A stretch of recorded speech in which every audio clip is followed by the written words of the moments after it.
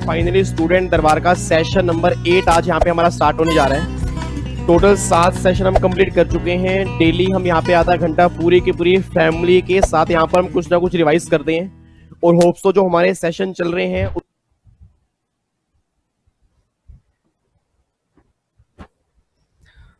Hello hello hello hello hello hello hello hello hello hello good evening भाई, good evening. की हाल चाल? चलो ये सभी का हाल चाल बड़े ही होना चाहिए। तो एक बार मैं फिर अपनी पूरी फैमिली के सामने सर हाजिर हो चुका हूँ।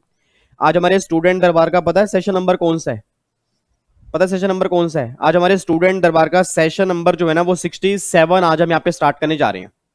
अच्छा, इससे पहले ना मैंने 2 क्लास डिडक्शन की डाली थी और वो दोनों क्लास मेरे रेगुलर बैच की रिकॉर्डिंग थी। उम्मीद करता हूँ वो दोनों क्लास आपने जरूर सही ढंग से देखी होंगी, प्रॉपर नोट्स बनाए होंगे और अब डिडक्शन में कोई डाउट तो नहीं होगा। ठीक है जी। इट मींस डिडक्शन की पूरी कंप्लीट रिवीजन मैंने अच्छे से करवा दी है, सारी लिमिट्स हमने सही ढंग से पढ़ ली है। आपके एग्जाम में जितने भी डिडक्शन वाले अभी तक एग्जाम में क्वेश्चन बने होंगे ना, उम्मीद करता हूं उन 2 लेक्चर के बाद आपके सारे क्वेश्चन कंप्लीट हो जाएंगे। अच्छा, अब आज के सेशन में ना, आज का सेशन हमारा बहुत छोटा होगा, मे भी 25 मिनट का होगा, 30 मिनट का होगा। आज के सेशन में डिडक्शन का फाइनल पार्ट हमें कंप्लीट करना है और फाइनल पार्ट में जो मुझे रिवीजन करवानी है, कुछ ऐसे सेक्शन हैं जो नॉर्मली क्लास में होमवर्क दिए जाते हैं और आप सब जानते हो बच्चा, होमवर्क का मतलब क्या होता है कि होमवर्क का मतलब होता है विवेक सर होमवर्क करेंगे, हम होमवर्क नहीं करेंगे। ठीक है, अब बच्चों ने उस टाइम क्लास में की नहीं होंगी, तो मैं पूरी फैमिली को, चाहे मेरे फेस टू फेस वाले बच्चे हैं, चाहे मेरे ऑनलाइन क्लास वाले बच्चे हैं, चाहे मेरे यूट्यूब फैमिली वाले बच्चे हैं, सभी को मैं उसकी रिवीजन करवाने जा रहा हूं। अब मे बी अगर आपको बताओ, जो हम डेली बेस पे एमसीक्यूज की प्रैक्टिस कर रहे हैं ना, उसमें कुछ सेक्शन ऐसे हैं जो हमें लगता है सर ये क्वेश्चन कहां से बन गए। याद करो, आपको मैंने कहा था कि एक सेक्शन आपका 80 जेजे डबल है, इसकी मैं रिवीजन करवा दूंगा। एक सेक्शन 80 पी है, इसकी रिवीजन करवा दूंगा। और एक इसी का बिल्कुल सेम सेक्शन है 80 पी है, इसको भी डिस्कस करेंगे।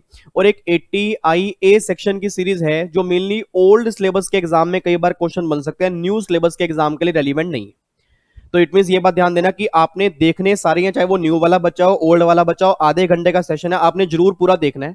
बट ये 3 सेक्शन जो मैंने ऊपर वाले लिखे हैं, ये तीनों सेक्शन तो दोनों के लिए मोस्ट इंपॉर्टेंट है, मतलब इसमें से एक आधा क्वेश्चन बन सकता है। बट ये वाली सीरीज जो होगी वो मेनली ओल्ड के लिए रेलिवेंट होगी, न्यू के अंदर इतने क्वेश्चन इसमें से नहीं बनते। अब बच्चा ये बात कहते हैं सर जो आपने हमें क्वेश्चन कराए एमसीक्यूज वाले, उसमें तो हमें बहुत कम क्वेश्चन इन सेक्शन के देखने को मिले। आंसर इज यस, क्योंकि ये जो डिडक्शन है ना, ये नॉर्मली जिस दिन आप सीएस बन जाओगे, प्रैक्टिकल लाइफ में जब भी आप टैक्सेशन में ऑफिस में काम करोगे ना, उस केस में नॉर्मली ये काम आती है। तो एग्जाम पर्पस में इतनी काम नहीं आती, बट कई बार हाँ एक आधा क्वेश्चन बन जाएगा। और आपको मैंने पहले भी कहा था, एक एक नंबर हमारे एग्जाम में बहुत मायने रखता है सर। तो चाहे वो 1 नंबर का बने, चाहे वो 2 नंबर का बने, इट मींस आज के बाद अगर इनमें से कोई सिंगल क्वेश्चन भी अगर डिडक्शन का बन गया ना, तो मेरी फैमिली का सिंगल बच्चा गलती नहीं करके आएगा। ठीक है जी। अच्छा, एक बात और ध्यान देना, जो मेरा डिडक्शन का ना क्लास नंबर 1 थी, उसमें मेरे ख्याल से एक लास्ट के अंदर हमने क्वेश्चन किया था, वो एनपीएस वाला।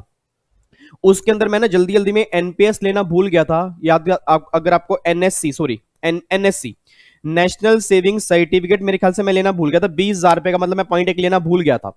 तो क्या वो 20,000 रुपए कंसीडर करने नहीं करने? मैंने उसके कमेंट बॉक्स के अंदर भी डाल दिया था, यस वो कंसीडर करने हैं। तो मेरे ख्याल से 80 सीसीडी 1 बी की जो डिडक्शन हमने 10,000 की थी ना, वो मेरे ख्याल से 30,000 उसका आंसर आएगा। तो एक बार उसके अकॉर्डिंग वो आंसर रेक्टिफाई कर लेना, क्योंकि ना कई बच्चों ने जब वो लेक्चर देखा था तो बच्चों ने कहा था सर वो लेना भूल गए। यस, वहां पे लेना रह गया था, हमें कंसीडर करना है, उसके बेस पे हमारा आंसर चेंज रहेगा, वो आंसर आपने चेंज कर लेना है। ठीक है जी, अब तो कोई दिक्कत नहीं है। ठीक है जी, खुश हो बिल्कुल, डिडक्शन अच्छे से रिवाइज हो गया। बस आपने अब एक काम करना है, डेली बेस पे उसकी रिवीजन करनी है, लिमिट्स आपने डेली बेस पे याद करनी है, बस ये बात ध्यान दो। ठीक है जी, और ये सेशन स्टार्ट करते हैं। अब जो हमारा सेशन नंबर 67 आज है, उसके अंदर एक बिल्कुल सबसे पहला सेक्शन करने जा रहे हैं 80 जेजे डबल ए। अब प्लीज ध्यान सुना सर, इसमें से ना प्रैक्टिकल क्वेश्चन भी बन सकता है और नॉर्मल थियोरेटिकल क्वेश्चन बनेगा, मैं दोनों आपको करवा के चलूंगा। बहुत ध्यान सुना इस सेक्शन के अंदर है क्या। अब ये सेक्शन जो है ना, ये सेक्शन नॉर्मली ये बात कहता है, आज इंडिया में जितनी भी कंपनीज हैं, जितने भी इंडिविजुअल हैं, जितनी भी पार्टनरशिप फर्म है, अब सोच के बोलना, गवर्नमेंट क्या चाहती है कि मार्केट में ना एम्प्लॉयमेंट ज्यादा हो, अनएम्प्लॉयमेंट ज्यादा हो। सोच के बोलना, एम्प्लॉयमेंट ज्यादा हो, अनएम्प्लॉयमेंट ज्यादा हो। एक बच्चा कह रहा है अनएम्प्लॉयमेंट नालायक। सर मार्केट में गवर्नमेंट क्या चाहती है, मार्केट में गवर्नमेंट चाहती है एम्प्लॉयमेंट ज्यादा हो, अनएम्प्लॉयमेंट बिल्कुल ना हो।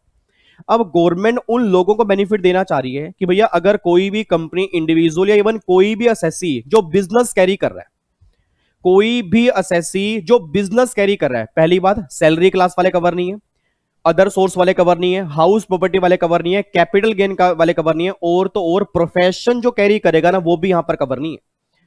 इट मीन आपके सामने मैं यहां पे सीए हूं, कुछ ही घंटों के बाद आप सब सीएस बनने वाले हो। अब सोच के बोलना, अगर आप प्रोफेशन कैरी करोगे उस केस में 80 JJAA हमारे ऊपर एप्लीकेबल नहीं होगा। इसमें लिखा हुआ है कि अगर कोई पर्सन बिजनेस कैरी करेगा और बिजनेस कैरी करने के साथ साथ उसका ऑडिट कंपलसरी होगा, तब 80 JJAA लगेगा, नहीं तो नहीं लगेगा। अब बच्चा ये बात कहता है, सर ये तो बताओ ये सेक्शन किस पे मतलब कहता क्या है। सर ये सेक्शन ये बात कहता है कि अगर कोई भी ऐसे बिजनेस कैरी करेगा और इसका ऑडिट कंपलसरी होगा, अगर वो अपनी कंपनी में, अपने बिजनेस में नए एम्प्लॉय भर्ती करेगा, अपने बिजनेस में नए एम्प्लॉय भर्ती करेगा, उन एम्प्लॉय को वो जितनी सैलरी पे करेगा, जितना रेम्यूनरेशन पे करेगा ना, उसके 30% की डिडक्शन हम उसे अलाउड कर देंगे। बस ये पर ध्यान देना। तो मेनली गवर्नमेंट ये बात कहना चाह रही है, भैया तुम एम्प्लॉयमेंट क्रिएट करो, तुम अपनी कंपनी में नए एम्प्लॉय लेके आओ, उनको जो तुम पैसा पे करोगे, जो तुम्हारी कॉस्ट आएगी ना एम्प्लॉय को देने की, उसका 30% जो होगा वो तुम डिडक्शन क्लेम करना। तुम्हारा प्रॉफिट कम कर देंगे, तुम्हारा टैक्स कम कर देंगे, बट हम तुमसे ये चाहते हैं कि तुम नए एम्प्लॉय जो है वो अपनी कंपनी के अंदर भर्ती करो। एक बच्चा कहता है, सर एक बात मुझे सोच के बताना, मतलब आप ये बात कहना चाह रहे हो कि 80 JJAA जो है वो न्यू एम्प्लॉय की भर्ती पे। मैंने कहा बिल्कुल सही बात है। बच्चा कहता है, सर मेरे फादर का ना बिजनेस है, मेरे फादर के बिजनेस में 100 लोग काम करते हैं। मैं कहा बिल्कुल सही बात है। कहता पापा ने ना 10 लोग हटा दिए, 10 लोग हटा दिए, मतलब 10 लोग निकाल दिए दुकान से, चल निकल यहां से, तू मेरे किसी काम का नहीं है, निकल जा यहां से, 10 लोग निकाल दी। और पापा ने 10 लोग और नए भर्ती कर दिए। तो क्या मेरे फादर को जो ये 10 लोग नए भर्ती किए, क्या उनको जो पेमेंट करेंगे, क्या उसकी डिडक्शन पापा क्लेम करेंगे? आंसर इज नो, नहीं क्लेम करेंगे। सर गवर्नमेंट ये बात कहना चाह रही है, जितनी तुम्हारी कंपनी में एम्प्लॉई हैं उसके अलावा अगर तुम भर्ती करोगे फिर बेनिफिट मिलेगा। तुमने 10 हटाए, 10 तुमने एम्प्लॉय रखे, तो भैया तुम्हारी बराबर उतने ही एम्प्लॉय जो हैं जो पहले थे। तो सिंपल सी बात कहना क्या चाह रहा हूं कि भैया आपको नए एम्प्लॉय भर्ती करने। इट मीन अगर आपके फादर का पुराना बिजनेस है, पुराना बिजनेस है तो भी सेक्शन मिलेगा, नया बिजनेस है तो भी मिलेगा, सेक्शन दोनों केस में मिलेगा। बट सेक्शन तब मिलेगा अगर नए एम्प्लॉय उस कंपनी में काम करने के लिए आएंगे। ये बात ध्यान दो।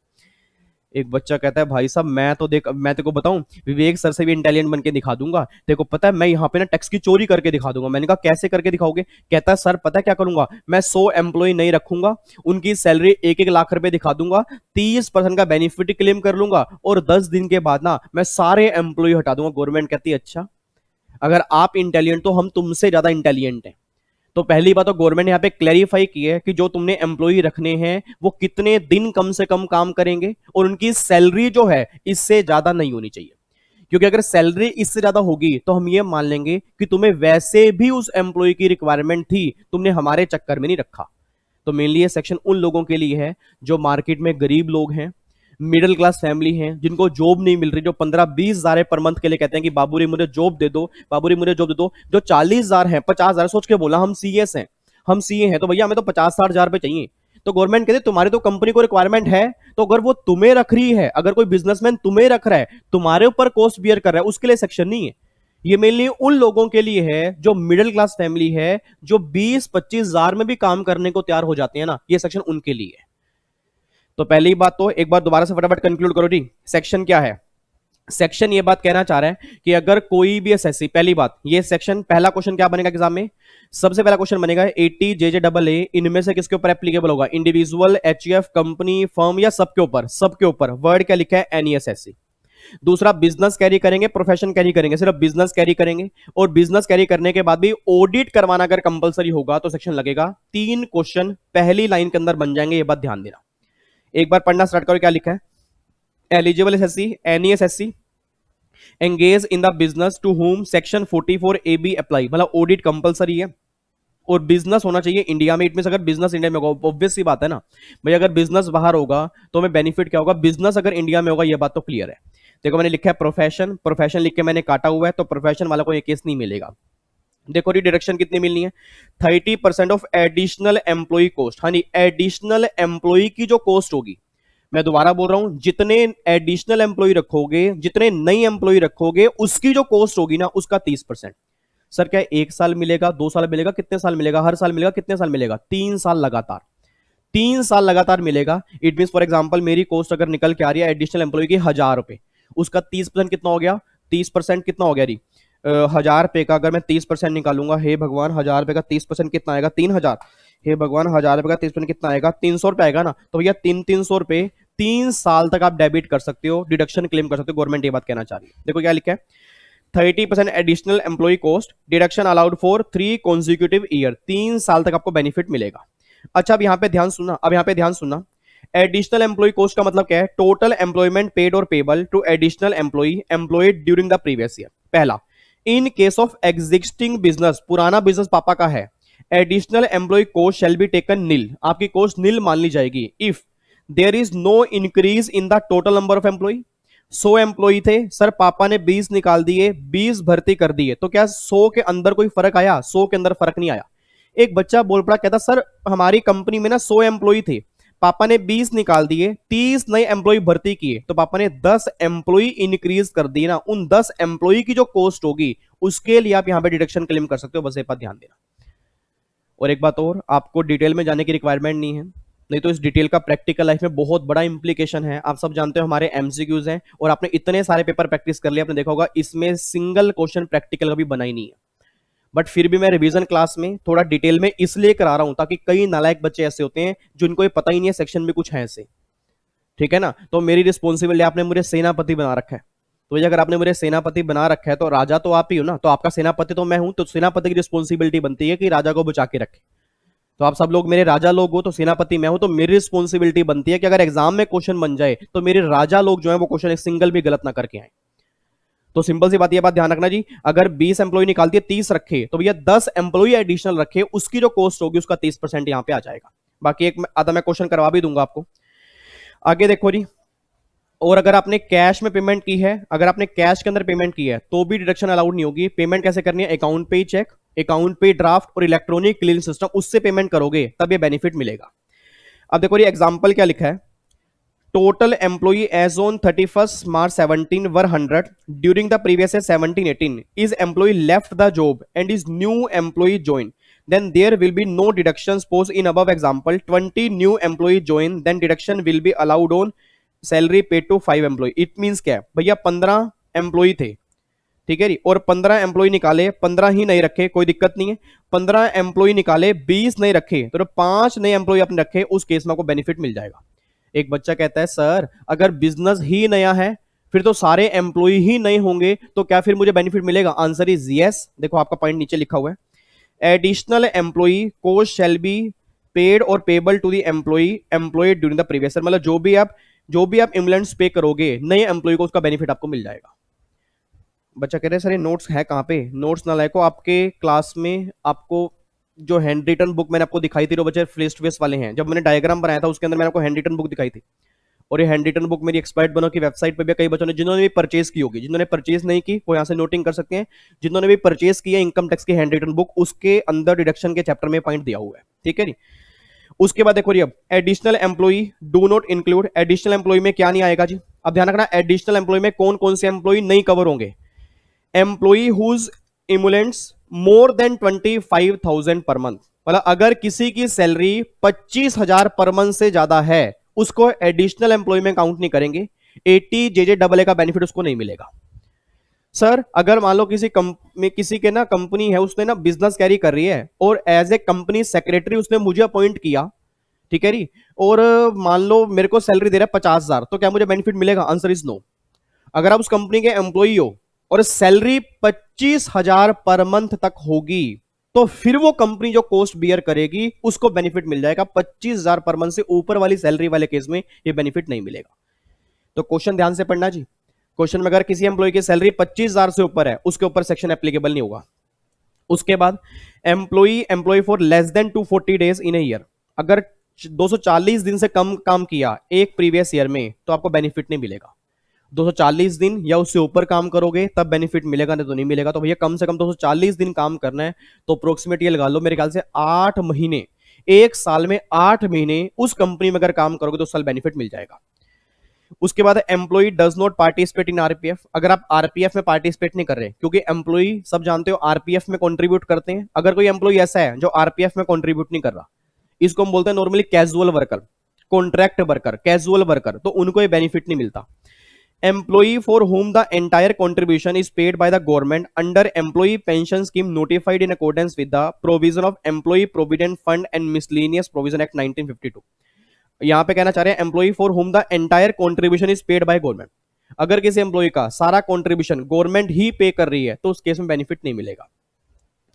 अच्छा अब यहां पे देखना जी, यहां पे क्या लिखा है, if an employee is employed during the previous year for less than 240 days और 150 डेज, 150 डेज यहां पे देखो लिखा हुआ है, अगर आपका काम है मैन्युफैक्चरर ऑफ अप्रैल, पहनने वाले कपड़े, फुटवियर और लेदर वाले केस में 150 दिन, इट मींस नॉर्मल केस में 240 दिन की लिमिट है, इन तीनों का बिजनेस है तो 150 दिन से कम अगर काम किया तो नहीं मिलेगा, 150 दिन या उससे ऊपर काम करोगे तब बेनिफिट मिल जाएगा। ठीक है जी, इधर सुना ध्यान से, अभी तक क्रक्स क्या निकल के आया। बच्चा कह रहा है सर आप तो हमें ये बताओ क्रक्स क्या निकल के आ रहा है, क्योंकि अभी तक ना हमें समझ में आ भी रहा है, नहीं भी आ रहा, और ये लग रहा है कि अगर इसमें से क्वेश्चन बन गया तो हम कैसे करेंगे। मेरे लाल, मेरे काले, मेरे पीले, मेरे नीले, मेरे महरून, इधर देखो ध्यान से, इसका मतलब ये निकल के आया कि अगर कोई भी असेसी है उसमें काफी सारे एम्प्लॉई हैं, अगर पुराने एम्प्लॉई हैं उनको पैसा दे रहे हैं तो डिडक्शन नहीं मिलेगी, नए एम्प्लॉई भर्ती की हैं उनको पैसा दे रहे हैं डिडक्शन मिलेगी, और अगर नया बिजनेसमैन है उसके सारे एम्प्लॉई नहीं है डिडक्शन मिलेगी। ये बिल्कुल सिंपल सी बात आ गई। फिर यहां पर मैंने बोला ये एम्प्लॉय जो है इनकी सैलरी 25,000 पर मंथ से ऊपर नहीं होनी चाहिए, और कम से कम 240 दिन इन्होंने काम किया हो, और अगर ये कपड़े की फैक्ट्री है, लेदर की फैक्ट्री है, फुटवियर की फैक्ट्री है तो कम से कम 150 दिन काम किया हो। ठीक है ना, इससे कम काम किया होगा तो भैया जो पेमेंट करेंगे डिडक्शन नहीं मिलेगी, चाहे सैलरी 25,000 पर मंथ से कम ही क्यों ना हो। दोनों कंडीशन सेटिस्फाइड होनी चाहिए, बात ध्यान देना। ठीक है जी, उसके बाद देखो फिर यहां पे, अब यहां पे देखो मैंने क्या लिखा है, अगर अपने एम्प्लॉय ने काम किया less than 240 less than 150 as the case may be, but is employed for a period 240 days और 150 days as the case may be in the immediately succeeding year, it means इस साल उसने 240 से कम काम किया, इस साल बेनिफिट नहीं मिलेगा कंपनी को।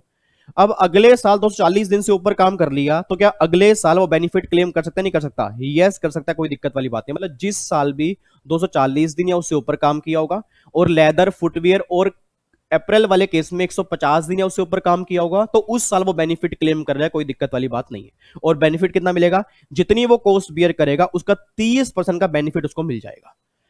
बच्चा कहता है सर ऐसे नहीं हो पाएगा, आप हमें क्वेश्चन दिखाओ। इधर देखो ध्यान से, पूरी फैमिली के लिए क्वेश्चन मैंने यहां पे लिखा हुआ है, थोड़ा मैं जूम कर दूं ताकि आपको दिख जाए। अब आपको दिख रहा है, ए थोड़ा सा नीचे कर देता हूं, बिल्कुल थोड़ा सा नीचे, ए ये लो, मेरे ख्याल से अब दिख रहा है आपको, एक मिनट रुको, अब दिख रहा है बिल्कुल क्लियर। यस, अब क्वेश्चन ध्यान से पढ़ना, रही क्वेश्चन बहुत ध्यान से पढ़ना। पूरी क्लास जो बीच में सेशन छोड़ छोड़ के भाग रही है, उन्हें नहीं पता वो क्या छोड़ के भाग रहे हैं, एक एक नंबर के लिए तरसेंगे बच्चे, ध्यान रखना। 39 नंबर वाले ना एक एक नंबर के लिए तरसेंगे, और फिर ध्यान आएगा 80 JJAA सर ने रिवीजन क्लास में समझाया था और हमने समझा नहीं था, हम भाग गए थे।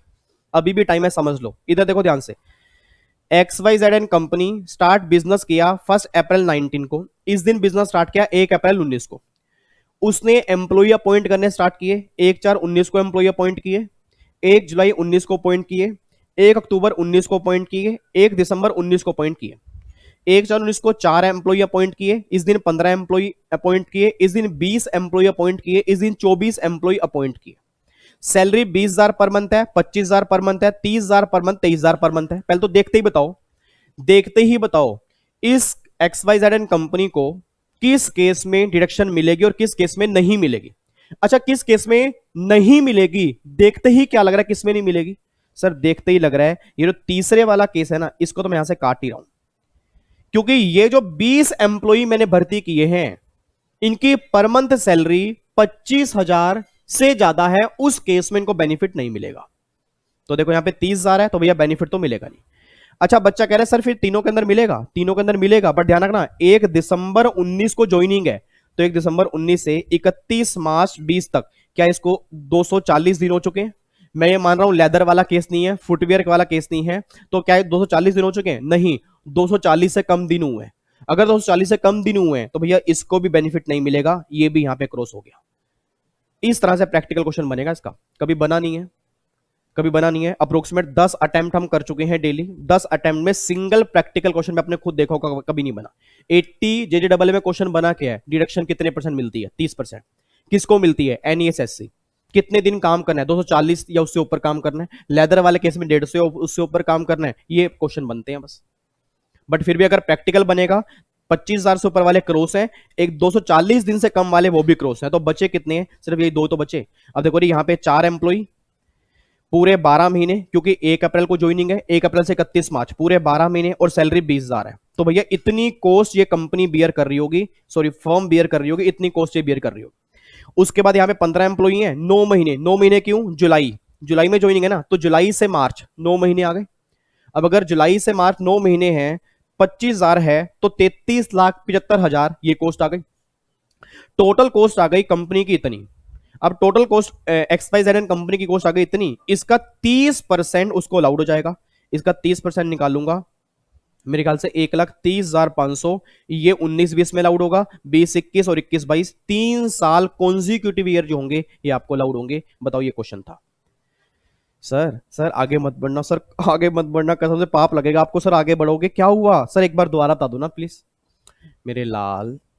अब मैं लास्ट टाइम बता रहा हूं, इतना टाइम रिवीजन में लगाओगे तो नालायक, तो फिर तो हो गया काम। इधर देखो ध्यान से, कुछ भी नहीं है भैया, जिसने कॉस्ट बियर की है, जिसने पैसा पे किया, उसके हाथ में खर्चा है, उसको बेनिफिट मिलेगा। अगर वो पैसा एम्प्लॉय को 25,000 से ऊपर पे कर रहा है तो बेनिफिट नहीं मिलेगा। एम्प्लॉय 240 दिन से कम काम कर, उसको बेनिफिट नहीं मिलेगा। तो ये 2 एम्प्लॉय मैंने यहाँ पे काट दिए, इन सबका निकालना है। यहाँ पे पूरे 12 महीने आएंगे या 9 महीने आएंगे। 4 एम्प्लॉय हैं, 15 एम्प्लॉय हैं, कॉस्ट आपको दी है, तो भैया टोटल कॉस्ट मैंने निकाल ली। जितनी टोटल कॉस्ट उसके हाथ में आई है, उसका 30% वो डिडक्शन क्लेम कर लेगा इस साल। ये इसका आंसर है बस। तो ये सेक्शन है 80 JJAA, जिसको आप समझते थे ना, पता नहीं भाई साहब कितना खतरनाक सेक्शन है, समझ ही नहीं आता। बताओ सेक्शन में है क्या?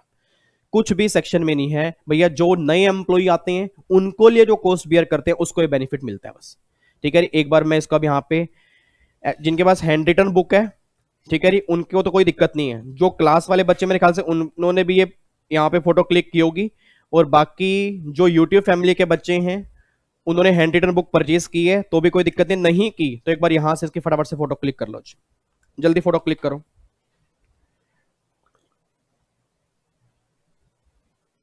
लो जी। और मेरे ख्याल से आपको पता होगा, ये इनकम टैक्स की हैंड रिटन बुक मैंने अब निकाल दी है जी। वैसे मेरे को इस बार निकालनी नहीं थी, बट मैंने निकाल दी है दिसंबर वाले बच्चों के लिए भी, और जिनके अगस्त में एग्जाम है उनके लिए भी निकाल दी है।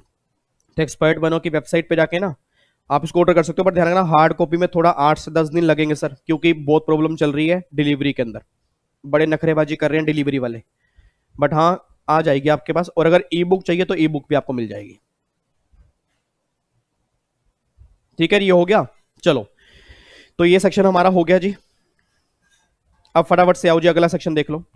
अगला सेक्शन जो हमारा है, एक सेक्शन हमारा है एटीपी। एटीपी का आपके एग्जाम में अभी तक ना एक ही क्वेश्चन बना है बस। एक तो ये क्वेश्चन बना था कि एटीपी जो है किसके ऊपर एप्लीकेबल होता है? Cooperative society. याद करो, जब वो एमसीक्यूज क्वेश्चन कर रहे थे आपको मैंने कहा था एटीपी 80 JJAA आपको मैं करवा दूंगा, आप टेंशन मत लो। एटीपी आ गया। ये डिडक्शन किसको मिलती है? Cooperative society.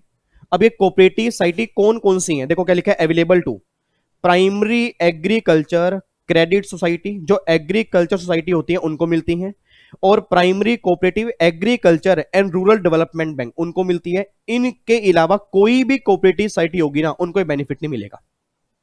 तो आप बस इतना सा ध्यान दो कि जो भी एग्रीकल्चर से रिलेटेड कोऑपरेटिव सोसाइटी होती है ना, उनको डिडक्शन मिलती है। सर कितने परसेंट की मिलती है? 100% की। पूरे 100% की डिडक्शन मिल जाती है, ये बात ध्यान देना। देखो क्या लिखा है, 100% deduction available if cooperative society engage in. अगर एक कोऑपरेटिव सोसाइटी इस बिजनेस में एंगेज है तो भैया 100% की डिडक्शन मिल जाएगी। किसके अंदर एंगेज है? अगर बिजनेस है cottage industry, marketing of agriculture produce, उसके बाद फिशिंग एक्टिविटी में है, उसके बाद सप्लाइंग मिल्क, ऑयल सीड और फ्रूट्स के अंदर है, income by way of interest और डिविडेंड की इनकम है, एंगेज इन कोल्ड स्टोर। याद करो, पीजीपी के अंदर कोल्ड स्टोर फैसिलिटी, अगर उसके अंदर एंगेज है। Renting of godown other than house property, अगर गोडाउन की रेंटिंग का बिजनेस है हाउस प्रॉपर्टी को छोड़ के, उस केस में मिल जाएगा। और बैंकिंग, अगर बैंकिंग बिजनेस तो भी आपको बेनिफिट मिल जाएगा। तो मतलब अगर कोऑपरेटिव सोसाइटी इनमें से किसी एक बिजनेस के अंदर है तो 100% का बेनिफिट को क्लेम कर सकती है। याद कर, मेरे ख्याल से अभी 2-3 पेपर पहले हमने किया था कि एटीपी इनमें से किस केस में नहीं मिलता, उसका आंसर था, याद करो, इनकम फ्रॉम हाउस प्रॉपर्टी। देखो लिखा है ना, house property other than house property वाले केस में बेनिफिट मिलेगा। अगर गोडाउन की रेंटिंग वाला बिजनेस है तो एटीपी मिलेगा, बट अगर हाउस प्रॉपर्टी की रेंटिंग है एटीपी नहीं मिलेगा। तो सिंपल सी बात है, आपको ना ध्यान रखना है कि एटीपी, पहली बात तो कोऑपरेटिव सोसाइटी, डिडक्शन कितने परसेंट मिलेगी, 100% मिलेगी। कब मिलेगी, अगर बिजनेस जो है वो इनमें से कोई भी एक है। और ये 4 केस देखो मैंने ऊपर लिखे हैं, इन केस में आपको डिडक्शन मिलेगी नहीं। अगर कोऑपरेटिव सोसाइटी का एजेंसी बिजनेस है तो नहीं मिलेगा, इनकम फ्रॉम हाउस प्रॉपर्टी तो नहीं मिलेगा, और अगर इन स्पेसिफाइड बिजनेस के अलावा कोई दूसरा बिजनेस होगा तो भी एटीपी का बेनिफिट इनको नहीं मिलेगा। तो बस सिंपल सी बात ये निकल के रही है कि एटीपी का बेनिफिट जो है ओनली फॉर कोऑपरेटिव सोसाइटी, और कोऑपरेटिव सोसाइटी को भी तब मिलेगा अगर वो इनमें से कोई बिजनेस अगर एंगेज करेंगे तब बेनिफिट मिलेगा, नहीं तो नहीं मिलेगा।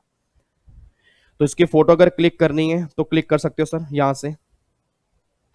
बस आपको ध्यान रखना है, ओल्ड सिलेबस वाले बच्चे चाहे न्यू सिलेबस वाले, इसमें प्रैक्टिकल नहीं बनेगा जी, इसमें प्रैक्टिकल नहीं बनेगा। इसमें बस ये बनेगा कि बेनिफिट कितने परसेंट है, कौन से बिजनेस कर रहे हो और कौन से बिजनेस ना कर रहे हो। ठीक है नी। अब ध्यान रखना, एटीपी अगर आपका हो गया ना तो ये लगा लो एटीपीए जो है, एटीपीए जो है वो भी आपका हो गया। एटीपीए है प्रोड्यूसर कंपनी का। तो जैसे ये कोऑपरेटिव सोसाइटी है ना, वैसे ही इसी के बिहाफ पर गवर्नमेंट एक लेके आई है कि अगर कोई प्रोड्यूसर कंपनी होगी, अगर कोई प्रोड्यूसर कंपनी होगी तो भी वो बेनिफिट क्लेम कर ले। कब, अगर वो प्रोड्यूसर कंपनी इस सेम बिजनेस के अंदर है और उसकी टर्नओवर जो है वो 100 करोड़ से कम है। आपको मैं दिखाता हूं अभी यहां पे, इसकी फोटो क्लिक कर ली पहले,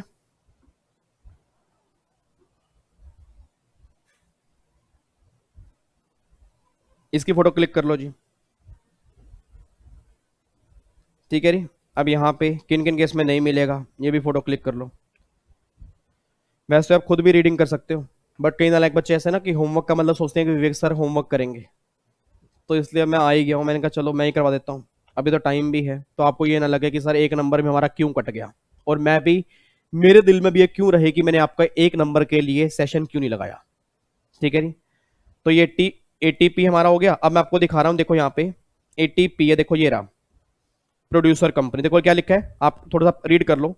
अंडर सेक्शन एटीपी जो भी हम पढ़ के आए हैं, 100% deduction is available in respect of profit of cooperative society which provide assistance to its member engage in the primary agriculture activity. A similar benefit has been extended by insertion of new section ATPA farm producer company having a total turnover less than 100 crore in any year। मतलब 100 करोड़ से जिस दिन कम होगी, 100 करोड़ से previous year में अगर कम होगी तो बेनिफिट मिल जाएगा। ठीक है, तो वही आगे बातें सारी लिखी हैं, तो इसकी अगर फोटो क्लिक करनी है तो आप यहां पे क्लिक कर सकते हो। ठीक है, तो सेम एटीपी और एटीपी, बस जाना एटीपी कोऑपरेटिव सोसाइटी है और एटीपीए जो है वो प्रोड्यूसर कंपनी वाले केस में है। बट इसमें कंडीशन है कि उसकी टर्नओवर 100 करोड़ से कम होनी चाहिए, जबकि कोऑपरेटिव सोसाइटी वाले केस में ऐसी कोई कंडीशन नहीं है। ठीक है जी, ये लो जी, क्लिक करो फोटो इसके। देखो यहां पे लिखा है ना डिडक्शन कितने परसेंट मिलेगी, देखो 100%। जितने प्रॉफिट होंगे वो सारे प्रॉफिट एग्जाम्प्ट कर देंगे। यही सेम कोऑपरेटिव सोसाइटी के सारे प्रॉफिट एग्जाम्प्ट है, यही सेम प्रोड्यूसर कंपनी के सारे प्रॉफिट आपके एग्जाम्प्ट है। लो जी,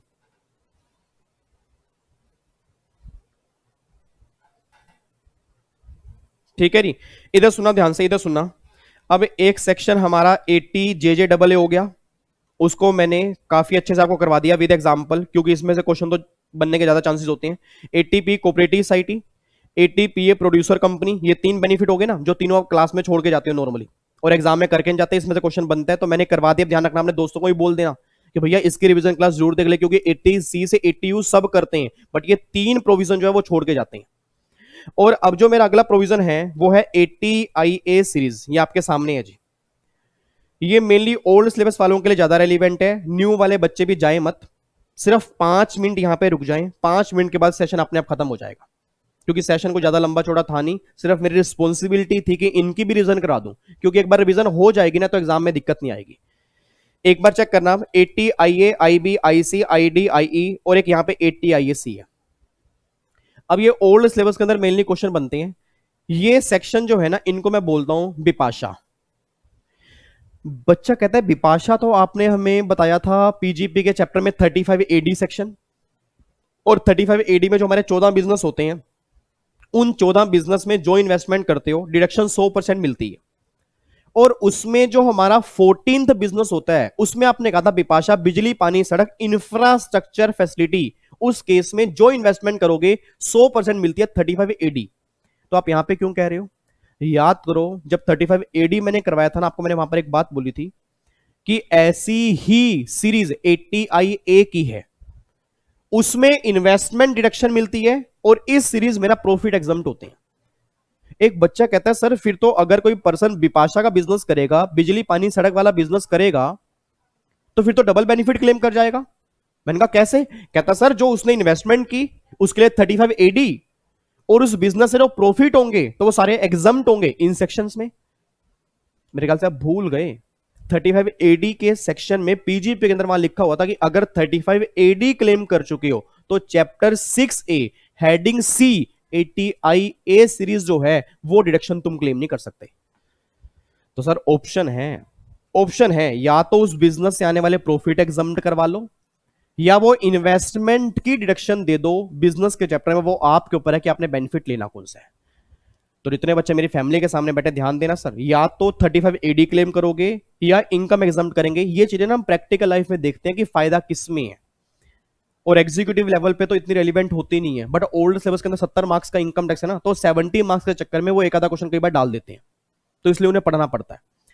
बट अगर न्यू वाले भी सामने बैठे हैं, वो भी 5 मिनट पढ़ लेंगे, उनकी भी नॉलेज बढ़ेगी। तो सिंपल सी बात बस ये है, 80 IA सीरीज के अंदर ये बोला गया है कि जो इंफ्रास्ट्रक्चर फैसिलिटी है, होटल बनाओ, रोड बनाओ, ब्रिज बनाओ, हाईवेज बनाओ, ठीक है नहीं, तो जितने भी आप स्टार्टअप कंपनी खोलो, जितनी भी आप नई नई कंपनी खोल रहे हो, इंफ्रास्ट्रक्चर फैसिलिटी लगा रहे हो, होटल्स बना रहे हो, नई नई बिल्डिंग्स बना रहे हो, उन केस में जो तुम्हारे प्रॉफिट आएंगे वो सारे एग्जम्प्ट कर देंगे। और अगर तुमने 35 AD क्लेम कर लिया फिर तुम यहां पे नहीं आ सकते। अब बच्चा कह रहा है सर प्रॉफिट कितने एग्जम्प्ट है, मतलब जिंदगी के साथ भी और जिंदगी के बाद भी? गवर्नमेंट कहती है नहीं, पहले 10 साल, पहले 5 साल, पहले 15 साल इस बेस पे एग्जम्प्ट होंगे। देखो यहां पर वही लिखा हुआ है, देखो यहां पे 80 IA इंफ्रास्ट्रक्चर डेवलपमेंट, तो भैया पहले 10 साल 15 में से कोई भी 10 साल के आपके 100% प्रॉफिट एग्जम्प्ट हो जाएंगे। डेवलपमेंट इन SEZ में डेवलपमेंट की है, और गुड़गांव के अंदर SEZ है, नोएडा में SEZ है। आप सब जानते हो स्पेशल इकोनॉमिक जोन, जिस एरिया को गवर्नमेंट को डेवलप करना होता है, अगर वहां पर आके कोई इंडस्ट्री लगाओगे 80 IB क्लेम कर लोगे, ठीक है नहीं। उसके बाद 80 IEC स्पेसिफाइड एरिया में अगर आपने इन्वेस्टमेंट किया, स्पेसिफाइड एरिया कौन से? सिक्किम और नॉर्थ ईस्ट वाले में 100%, हिमाचल प्रदेश उत्तरांचल में पहले 5 साल 100% और अगले 5 साल 25%, और कंपनी वाले केस में 30%। याद करो होटल्स 2 स्टार और मोर, वहां पर भी था, यहां पर भी है। अब या तो वो क्लेम कर लो या क्लेम कर लो। देखो ये 5 साल तक सारे 100 प्रॉफिट एग्जम्प्ट हो जाएंगे। वो डिपेंड करता है कि आपको बेनिफिट लेना कौन सा है, बट दोनों में से एक बेनिफिट मिलेगा, या तो 35 AD या 80 IA की सीरीज। उसके बाद 80 IE manufacturing of specified article eligible business specified area, और वो स्पेसिफाइड एरिया देखो कौन से एरिया? नॉर्थ ईस्ट वाले, ये सारे के सारे आपके स्पेसिफाइड एरिया। तो इसमें पहले 10 साल, यहां पे ना आपकी बुक में 19 साल लिखा होगा, तो 19 ईयर काट के अब यहां पे 10 साल कर देना, 10 साल तक के 100% प्रॉफिट एग्जाम कर देंगे।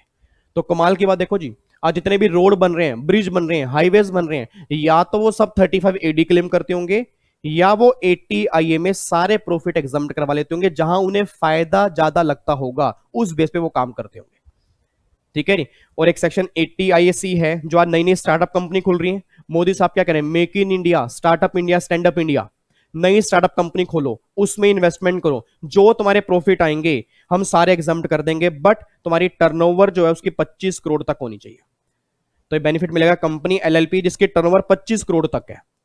तो ओल्ड सिलेबस के बच्चे हैं ना, ध्यान रखना, जो भी दिसंबर 19 वाला पेपर हमें इसके बाद करना है, क्योंकि आज मेरी डिडक्शन की लास्ट क्लास है, इस क्लास के बाद दिसंबर 19 वाला पेपर आपका बचा हुआ है, ध्यान रखो, ओल्ड वाले बच्चों का। तो करना तो दोनों ही है, ओल्ड वाले इन बच्चों, न्यू वाले, क्योंकि क्वेश्चन सबके सेम होते हैं। उसमें क्वेश्चन बना था ये वाला कि जो स्टार्टअप कंपनी है उनको बेनिफिट कब मिलेगा? अगर टर्नओवर जो है वो 25 करोड़ तक होगी। सर कितने प्रॉफिट एग्जम्प्ट हैं? पूरे के पूरे 100%। कितने सालों के? 7 में से 3 सालों के। मतलब किसी भी 7 साल में 3 साल आप चूज कर लो, उन 3 साल के प्रॉफिट आपके एग्जाम कर देंगे ये स्टार्टअप कंपनी वाले हैं। तो मेनली बस ये बात ध्यान देना सर, ये डायग्राम मैंने बिल्कुल समरी डायग्राम बनाया है ताकि आपको ये ना हो, दिक्कत ना हो कि आप एग्जाम के लिए जब आप जाओ ना तो आपको प्रॉब्लम ना हो कि सर इसमें क्या था। एक बार फटाफट से इसकी फोटो क्लिक कर लो। जो रेगुलर बैच वाले बच्चे हैं वो तो रहने ही थे, उनके पास तो बुक ही होगी, और जो यूट्यूब फैमिली के बच्चे हैं जिनके पास बुक्स नहीं है या किसी भी ऑथर की बुक है वो यहां से फोटो क्लिक कर लें। ठीक है जी, तो ये आपके छोटे मोटे सेक्शन थे जी, बस इसकी मुझे रिवीजन करवानी थी। मैंने ज्यादा टाइम यहाँ पे लगाया नहीं है क्योंकि फायदा नहीं है 2-2 ढाई-ढाई घंटे लगा के इसके ऊपर, क्योंकि एग्जाम में क्वेश्चन एक आधा बनना है और वो इतनी रिवीजन से भी आराम से हो जाएगा। बाकी मैं पूरा 2-2.5 घंटे लगा दूंगा ना तो कोई फायदा नहीं, ना तो आप सुनोगे ना मुझे भी मजा आएगा। ठीक है ना, इधर सुना ध्यान से। अब जितने भी आपके ये वाले सेक्शन थे इसकी एक बार मैंने फटाफट से रिवीजन करवा दी है जी। 80 जेजे हो गया, पी पीए हो गया, 80 आईए की सीरीज में क्या लिखा हुआ है ये सारी बात मैंने आपको बता दी। ठीक है, अब इन सारी बातों के बाद ना अब डिडक्शन की कंप्लीट रिवीजन आपकी हो चुकी है। बस अब एक काम आपके ऊपर है, लिमिट्स आपको डेली बेसिस पे याद करनी है। अब अगर लिमिट्स आपको आ गई और प्रैक्टिकल क्वेश्चन अगर सोल्व करने आ गए जो हमने क्लास में कई सारे प्रैक्टिस किए थे, तो उम्मीद करता हूं अब डिडक्शन का सिंगल क्वेश्चन भी ना आप गलत नहीं कर सकते। और काफी सारे बच्चों ने रिक्वेस्ट की थी, उन सबकी रिक्वेस्ट पर मैंने रेगुलर बैच की ही रिकॉर्डिंग डाल दी। मैंने कहा चलो कोई बात नहीं कि बच्चा समझ जाए, बच्चे के नंबर आ जाए, बस उस मेरे को तो ये चाहिए बस। और उसके अंदर भी कई बच्चे कलाकारियां कर रहे थे, बच्चे देख ही नहीं रहे थे। जैसे बच्चों को सब कुछ आता है, पहले वही बच्चे रिक्वेस्ट करते हैं फिर बच्चे वो देखते नहीं है, बट मुझे कोई दिक्कत नहीं है सर, मैंने अपना कर्म निभाया है, सच्चे दिल से निभाया है, मेरा दिले बात जानता है। और डिडक्शन पूरा मैंने कंप्लीट आज रिवाइज करवा दिया। अब इसके बाद अगले सेशन में दिसंबर 19 वाला पेपर स्टार्ट करेंगे, वो 100 क्वेश्चन कंप्लीट करेंगे, और उसके बाद फिर अगला हमारा क्या होगा वो मैं आपको बता दूंगा। ठीक है जी, तो फिर बाकी मुलाकात करेंगे अब नेक्स्ट सेशन में, सेशन नंबर 69 में, एक दिन छोड़ के। तब तक के लिए अपना ध्यान रखो, अपनी फैमिली का ध्यान रखो, और सुबह सफलता के रहस्य वाली सीरीज को प्यार दो नालायकों आपके लिए स्टार्ट की है, और ना तो आप उसको शेयर करते हो ना ही लाइक करते हो, उसको छोड़ो ना ही आप पूरी देखते हो, पूरी भी नहीं देखते आप, आधी बीच में छोड़ देते हो आप। ऐसे जिंदगी चेंज नहीं होगी, आप उस लग रहा है। मैं आपको बार बार कह रहा हूं, कई बार आपको लगता होगा विवेक सर क्यों बार बार बोलते हैं, आपको नहीं पता सर, यही एज होती है, इसी एज में समझ जाओगे तो लाइफ में आगे बढ़ जाओगे। और हर बच्चे का इसमें है क्या सर, इसमें कोई मेरी पढ़ाई की बात भी नहीं है, इसमें तो ऐसी बातें हैं जो हर आदमी को सीखनी चाहिए। तो जितना हो सके मैक्सिमम सबके साथ शेयर करें ताकि सबको पता लगे भैया ये चीजें हैं जो हमारी लाइफ में बहुत जरूरी है। ठीक है जी, बाकी आपके ऊपर है सर, मैं तो बस बोल ही सकता हूं।